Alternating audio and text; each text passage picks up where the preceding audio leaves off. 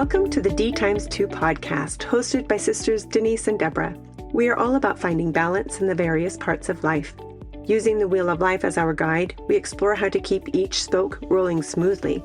We discuss health and wellness, education and spirituality, as well as mental and emotional growth. Join us for real conversations, practical tips, and a few laughs as we share stories, insights, and strategies to help you create a life that feels balanced, purposeful, and designed by you. Good morning, Deborah. Good morning, Denise. How are you? I'm well. How are you? I'm doing pretty darn well. Good. Pretty darn well. That's better than well. So you want me to tell you about my Saturday? I do. Let me tell you about my Saturday. Your Saturdays are always fun. They are. So I protect my Saturdays pretty closely because that's like the time that Tom and I have for our date night after barely seeing each other all week long. And he had told me on Wednesday or Thursday that this weekend he wanted to sit in a hot tub because he needed the hot water and the bubbles to do some therapy on his hips and his low back and everything. And I thought, how are we going to do that? I thought about calling you. You have a clubhouse. You have one at your house. I thought about going to the mineral hot springs. And then I remembered there's a place here in town that's kind of an adult only exclusive kind of a place. And they have hot pools there. Yes, they do. So I say adult only. It's not a weird place. It's just kids aren't there running around. It's more of a spa type atmosphere. Totally spa atmosphere. So I looked into it and I was like, yeah, that's where we're going to go. And I told Tom I had made an executive decision and he was just going to go along with it. And he's like, yes, whatever you say. Oh, he loves that. So we went and sat in these hot pools and it was so relaxing. It was our date night. So while we were there, we also had dinner delivered to us. So we're like in the robes and out on the patio, trying to stay out of the wind because it was cold. But we kept getting in and out of the hot pools and it was just so relaxing. And we talked, like, it was just so nice, like date night, but also decompression time.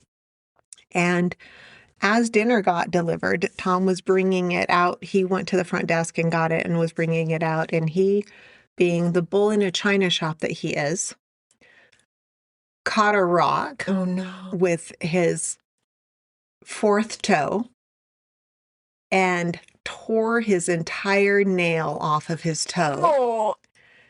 And shredded the top of the toe also. Like it's a very jagged cut and also no nail. And he didn't say anything. I didn't know.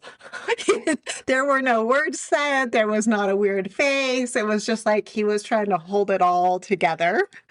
And I was like, are you going to come sit down or do you want to sit closer? And he's like, closer.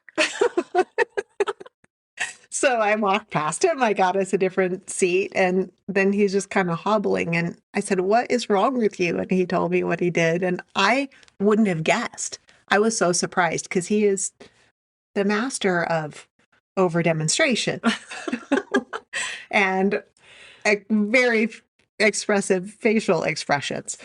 So anyway, he was apparently bleeding all over the sidewalk and I had to clean that up and then got a look at his toe and he just shredded it. So I asked him this morning, we're a day and a half later, did he feel like he recovered this weekend? Because when we left there, even after the toe thing, he said he felt so relaxed and completely rejuvenated and he was just so happy to spend quality time together. And I said, you've been in some agony with your toe.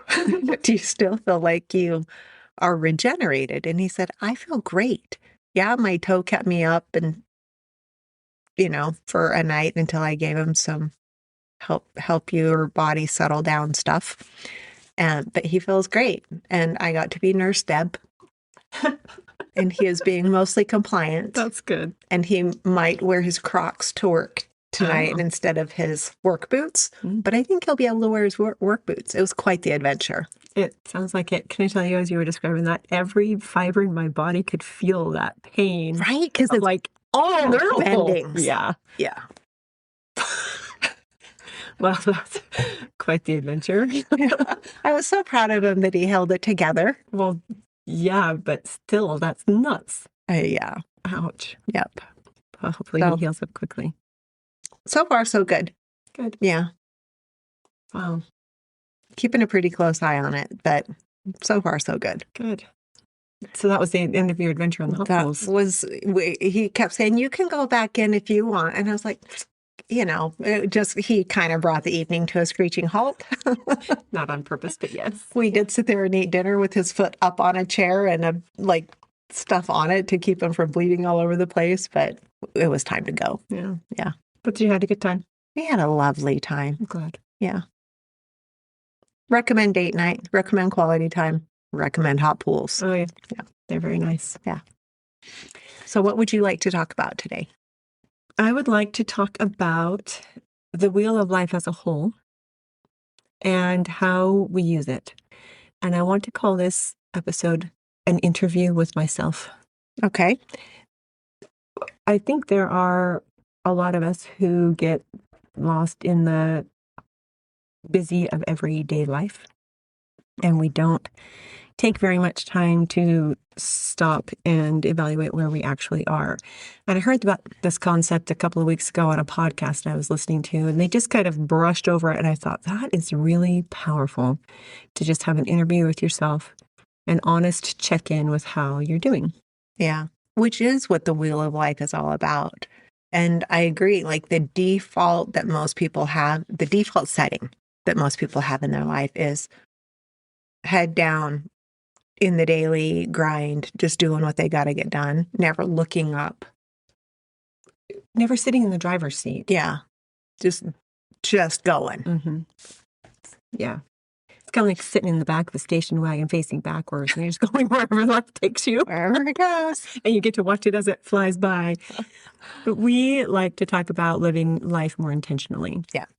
So the first interview area that I want to talk about is what are our values and our priorities. Sometimes we think things are important, but they don't actually line up with what we actually value in life. So here's a question that you can ask yourself. And it's not a fly 30-second answer. It's a sit and think about for a little bit. Ponder. Yeah. Ponder over it. So I'm going to speak first person, okay? What do I consistently spend time, money, and energy on? And what does that reveal about my highest values? For instance, let's take the money one. Someone may say they value money, but they don't have a budget. Mm-hmm. They spend whatever they want, and then they wonder why they feel poor, even if they make $150,000, $200,000 a year, right? Decent income. Yeah. So what do you actually value? That would show me that money management isn't one of the highest values. Something else is. Probably some type of consumerism. Mm-hmm. But like my story I just shared, where protecting Saturday as Tom and Deb time, like that's our time together. That's a very high priority in my life. And we don't let hardly anything interfere with that time. Yeah. So you value that and your actions show it. Yeah. Because I practice what we preach. I try to live intentionally. I'm not perfect, but I try to live my life intentionally. Mm-hmm. Let's talk about the energy one really quickly. So what do you spend your energy on? And is it what you actually value? Sometimes. Mm-hmm. Yeah. So ask yourself that question. I think a good place to start would be to check your phone. Some of us get on, me included, on social media and just kind of doom scroll. Mm-hmm. And maybe an hour has passed and you didn't realize you've been sitting there for an hour looking at reels or other people's posts, even if they're good. Like Right. I fill my feed with a lot of uplifting, good things. But is that what I needed to spend the last hour of my time doing? And how much energy did that take from me? Yeah. So check what you are spending your energy on.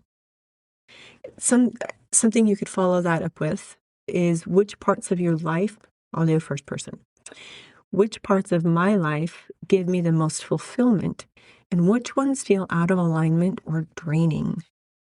Like, what is draining you in your life? Have you ever stopped to think about that? I think about that often because, well, Deb's a delicate flower. I was going to say, we've talked about, I've been having to manage my energy for a little while pretty closely. And I feel it very quickly if something is either out of alignment or it's an unexpected stressor. Mm-hmm.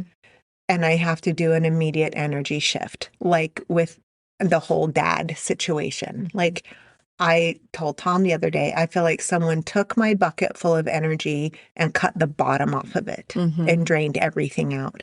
And I'm rebuilding the bottom to my bucket to stop the drain so that I can then refill. Yeah. So it's not always that it's something that you've chosen. Sometimes you've defaulted into it, or like sometimes life happens, right? Mm-hmm. How do you deal with it and get back in alignment with yourself? So if you can find the things that you find the most fulfillment in, and the things that are in alignment with your values and your priorities, you fill up your bucket. Mm-hmm. So when things like that do happen, your bucket can be drained depending on how drastic it was, like with our dad. Yeah. Or it can just have a slow leak that is easy to plug and take care of. A lot of times, if you will do the Wheel of Life exercise regularly, like we recommend, they will just be little leaks. Mm-hmm. Yep. And you can plug the hole and refill and move on. Yeah. Yeah. So that's an interview you can do with yourself about what the things you value and the things that are priorities to you.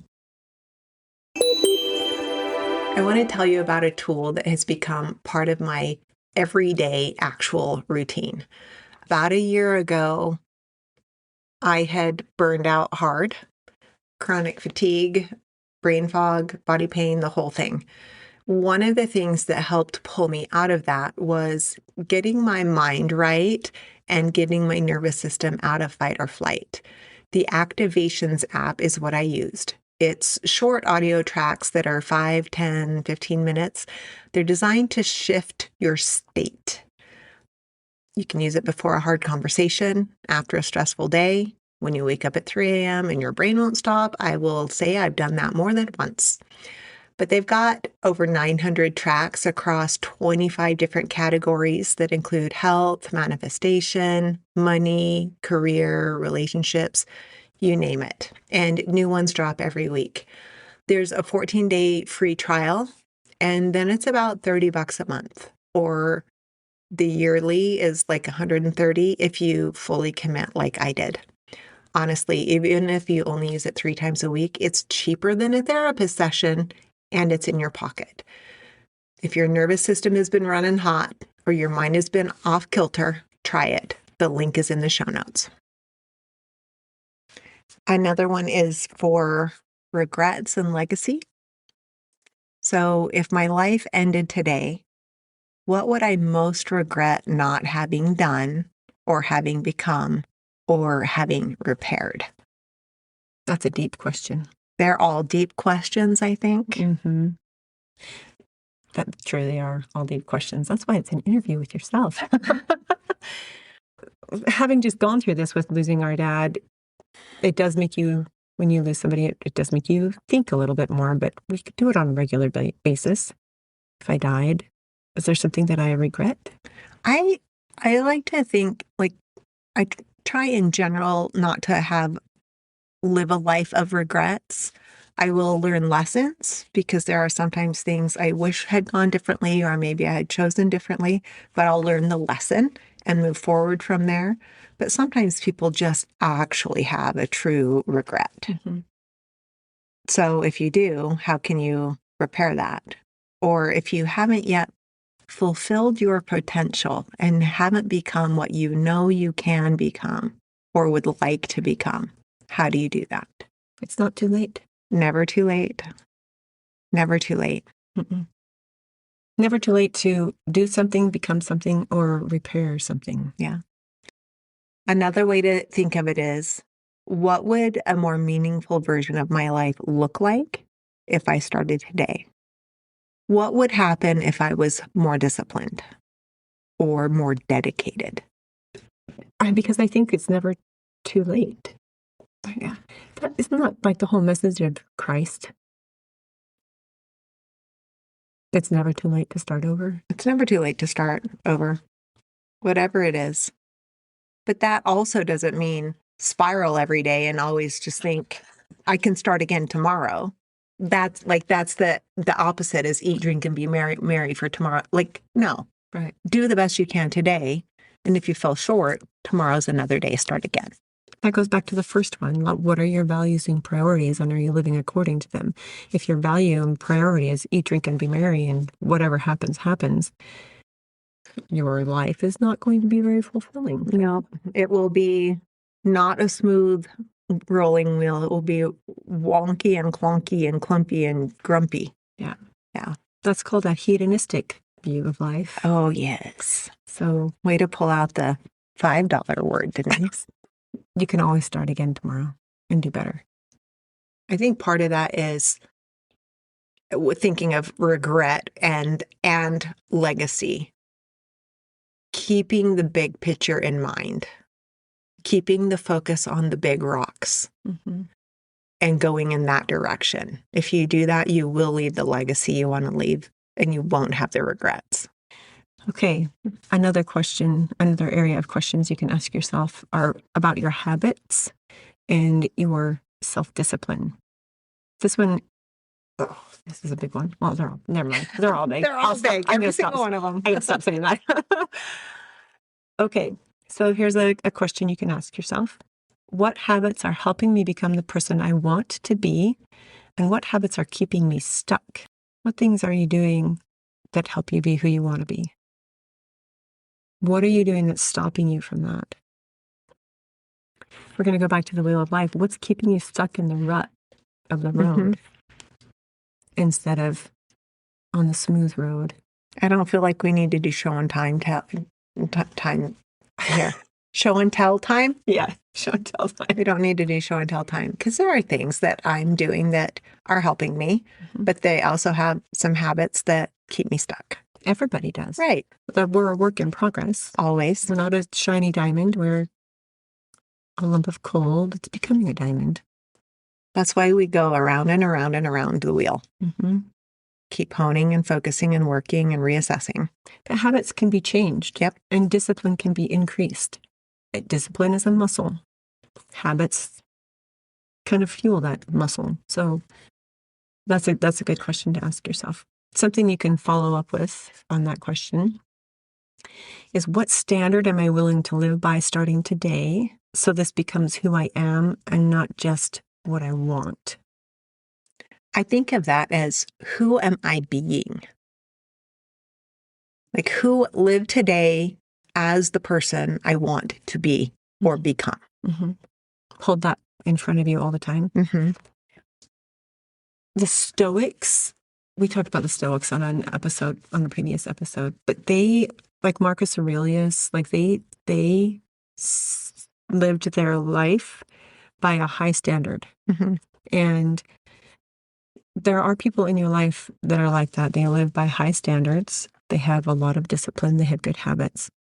If you don't know where to start in your life, you can look at another example. Model others. Mm-hmm. Adapt it to your own life, but you can model others so that you can become who you really want to become.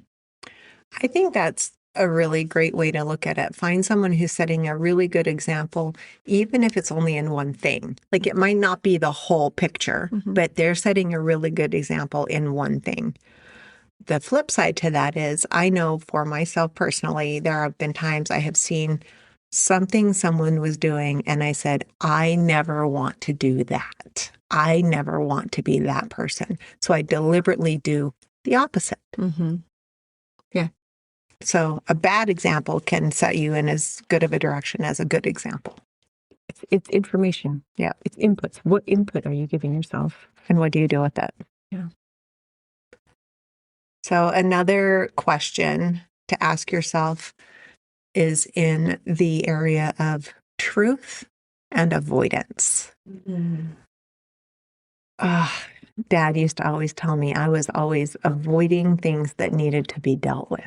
So I feel like this is something I am always actively working on. So a question is, what am I tolerating that I should either accept, improve, or remove? Oh, man. So going back to Dad, one of the things that he didn't like was his height. I didn't know that. I used to hear him talk about this in his mental, emotional, spiritual profile class because it affected his physiology. He didn't like that he was 4 inches shorter than his brother. And one day he thought, can I change it? No, I'm going to accept it and let it go. It is what it is. There are some things that are like that. We can't change. Can't change your height. Yeah. But there are other things that we can improve or we can remove. Do you have any other insight on that? Well, I think that this is not going to be a political statement, but I hope you guys don't take it that way. There's a lot in the public realm these days that you either accept this or I'm not accepting you. Oh. And you either agree with this person or I don't accept you. And I think that part of tolerating things or accepting things is accepting things that you can't change, like Dad and his height, right? You can't change people. You can change you. And it's okay for people to see things differently than you do. And as you, as a person, it's okay if you view things different than people that you love, people that are your friends or society. It's okay. I think it's good. We shouldn't all be of exactly the same mind. That leads to very boring discussion and very much a lack of problem solving. A gray life. Gray. Yeah, you need to have different perspectives, different outlooks, different inputs.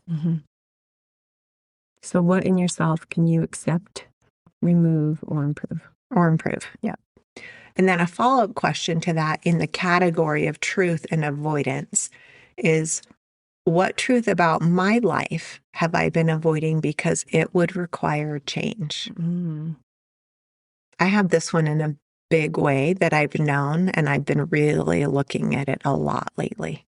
I'm not going to expound on it in this very public forum, but this is one that I'm like, I know I've been avoiding it because of really specific circumstances, and it will require change. And I'm actively working on changing it and stopping the avoiding, but it's a big, big shift. So it's hard. It's very difficult. And it's, for me, taken a lot of mental gymnastics. And I've discussed it with various people to get different perspectives and insight before I settle on my course. Well, that takes us back to the first one, right? What do you value and what are your priorities? Yeah. Be honest. Tell yourself the truth about what you're avoiding and look at how you can change it, even if it's hard. Yeah. It's usually hard. But what if it were easy? We won't be stretched and grown like we need to be. That's true. But I think some things are easy. Some things are easy. Yeah. For sure. Okay, let's go to the next area. We're going to go with purpose and intention. Okay. Okay, here's the question. Where am I living out of obligation instead of intention? I think some obligations are necessary. We have an obligation to work. We have an obligation to take care of our families. We have an obligation to, in my head, we have an obligation to God. But in those instances, I believe the obligation can be in line with your intention. Mm-hmm. So it's not instead of intention. True. Sometimes we are living because we feel obligated to something that is out of harmony with ourselves. Yeah. That's what the questions really asking. Yeah. Because there are the good, in line, in tune, in value obligations. I just wanted to make sure that people knew that there was difference there. Yeah, there's a difference. Okay. A follow-up question to that one. What do I need to become in order to live with more peace, purpose, and intention instead of living life out of obligation? I love that it's phrased as, who do I need to become? Not what. Yeah. Who am I being to become who I want to become?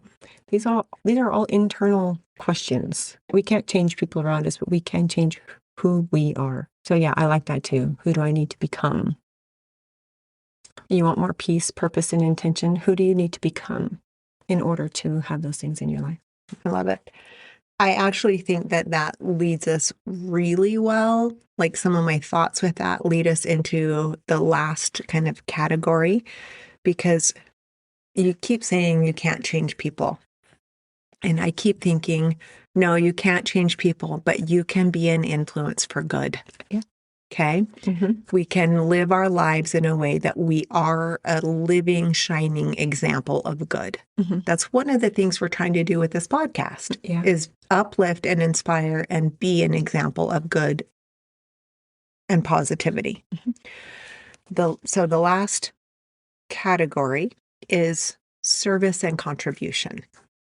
So to me, that falls in with being an example for good. I kind of think this is the crowning one.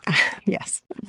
So the question there is, if I redesigned my life around service, love, and contribution, what would I change first?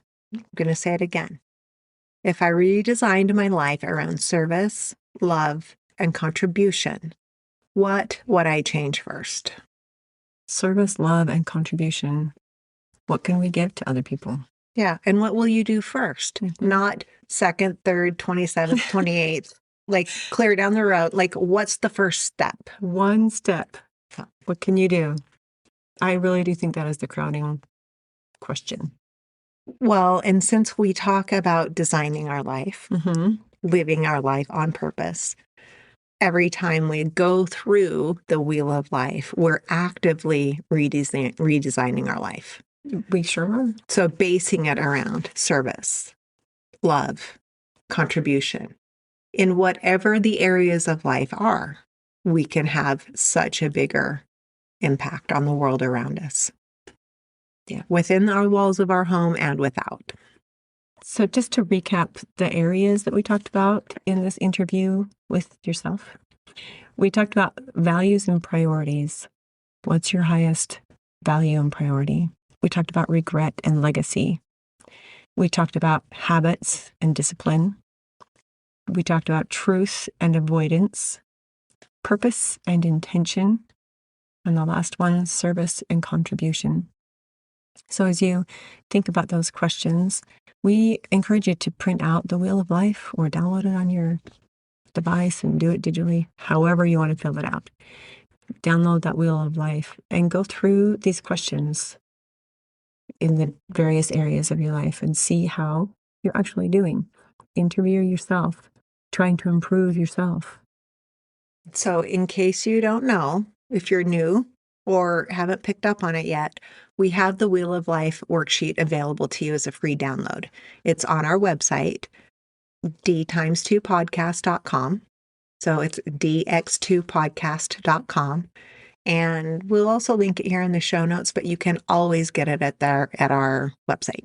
It's free to download, and it can be an invaluable resource for you. Yeah, please use it. Mm-hmm. Please use it. And we'll put these questions up in the show notes so that you can see them and refer back to them.